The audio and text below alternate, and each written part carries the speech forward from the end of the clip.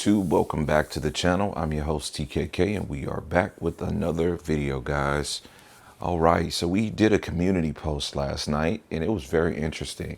Last night is in prior to this video upload, so you should be able to check the time for when this is posted depending on when you'll see it, and go to the community tab on my channel and you can kind of see it. And what I did was I actually loaded a movie that I had downloaded on my Plex server, which was Jurassic World, this movie right here. This exact movie I have downloaded in Dolby Vision specifically. I am not using a 4K player. I have kind of gotten past that point where buying the physical media just became an inconvenience for me. When 4K movies first came out, I bought a ton of them. I'm talking about like every one that I could get my hands on. And so as I was buying TVs, you know, LG started coming out with their products and then Dolby Vision came out, and, you know, so it was just like a hit or miss for me. So at any point right now, what I use is a Plex server. So I've got a dedicated PC that runs all my content. And what I do is I download a different type of content. So on my PC, I've got drives that are organized for me to have content that is in HDR10 plus. I've got content that's in Dolby Vision. I've got content that's in IMAX. I've got like just generic 4K stuff, 1080p stuff, some 720p stuff, some of the old 480 stuff. I've got stuff that's in, you know, TV, movies, anime, etc. I just kind of got like my own organization going with all of this content. And so last night I tried to play something on this TV, which is the Samsung S95C. Scroll back a little bit.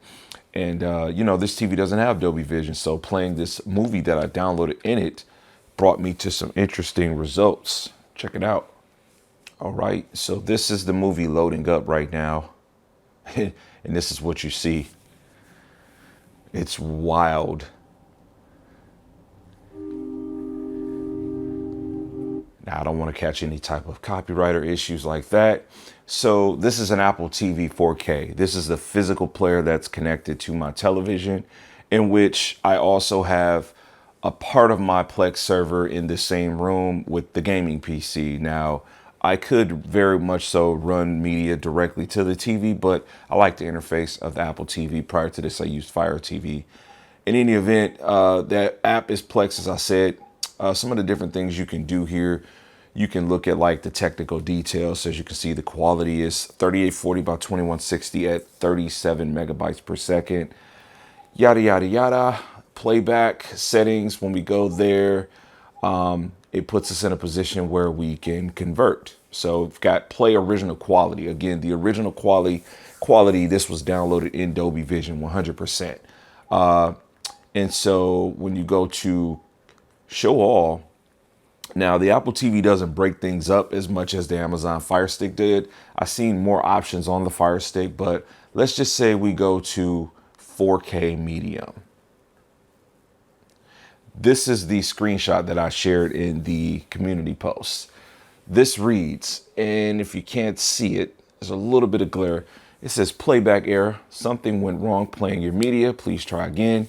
Could not direct play because app cannot direct play this item. Direct play is disabled, which it is absolutely not. It says could not transcode because file is unplayable. Color space is not supported. So this is what you are met with if you try to force play some content in Dolby Vision. All right, so we are positioned in the bedroom. Sony A95K. Yeah. And as you can see, plays clear as day on this TV. Again, this is a file that has been downloaded specifically in Dolby Vision,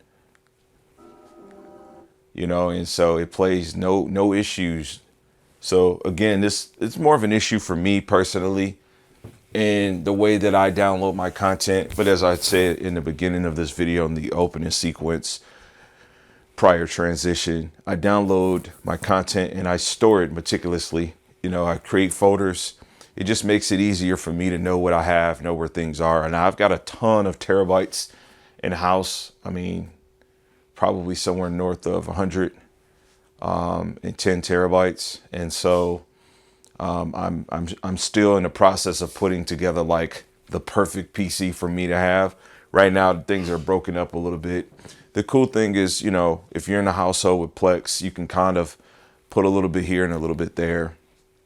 So I thought this was a very interesting thing. What I attempted to do last night was just to finally make this kind of content to see, hey, what the differences would be.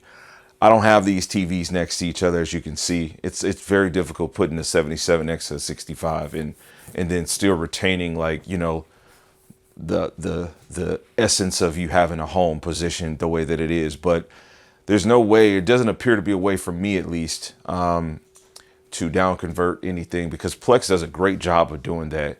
I mean, you could take stuff down and you can stream it in as low as whatever resolution the lowest going to be that your TV can do, but that's just not an option if you have something specifically. There was another thing that was interesting to me that I wanted to talk to you guys about. All right, I'm sure most of you guys know what IMAX is, right? I mean, like, I'm not trying to define it. You can look it up yourself, but essentially it puts you in a position to be able to see more content on the screen. You know, we watch these movies, we have the 16:9 aspect ratio, we get black bars. And depending on the size of your TV, you know, you end up not being able to really see the full size of your TV. So, you know, 65 inch ends up looking like 58 inch, if you will, or something like that, right? Because TVs are measured diagonally, and again, the black bars are cutting things off. It's not really cutting the film off, but it is shrinking it. And so IMAX puts you in a position where, you know, you can see more. The great thing about, you know, the Sony TVs, when you buy like this TV, when I bought the A95K, which is in front of us, also the A90K, you know, I got some credits for some movies that were in IMAX format. And so those are great because you essentially get all of the screen, you know, and it's really nice looking at a movie and from your 65-inch TV and you actually seeing it. So watching some movies on my S95C, which is 77, you know, content doesn't look 77 inches because you've got horizontal bars up top and up bottom. And so again, you know, it's kind of like a shrink factor where now my TV looks like it's a 65 inch or a 68 inch or a 70 inch or something like that. I haven't made the exact measurements, but I probably should for talking reference. But Top Gun Maverick, I downloaded this in IMAX, right? So it's literally like in that format. So let's just take a look and compare the differences between the two. All right, so this is the opening sequence. Movie starts off with pretty much like your traditional black bars, top, bottom. Turn this light on and just see if it shows any better. Yeah, you guys should be able to see that. So we can kind of see where we've got our black bars there. It's a couple inches here and a couple inches there. It sucks, but you know, it just kind of is what it is. Something we've grown accustomed to. I'll get to the movie a little bit and let's see if it changes. All right, so let me just say this first. The TV's not blooming. It's definitely my camera. This thing looks perfectly white. But once we get to this point where we see Top Gun, we absolutely have no black bars the same way that we just did in the prior transition. Let me turn this all the way down so I'm not playing with these people and their money. Yeah, so, all right, so we've got Top Gun Maverick. We go right here, bam. And although we don't have the complete full screen, it is severely reduced. We're here and we're there. So that is really cool. Now, I'm not cropping or stretching anything on the TV. It's just like the format.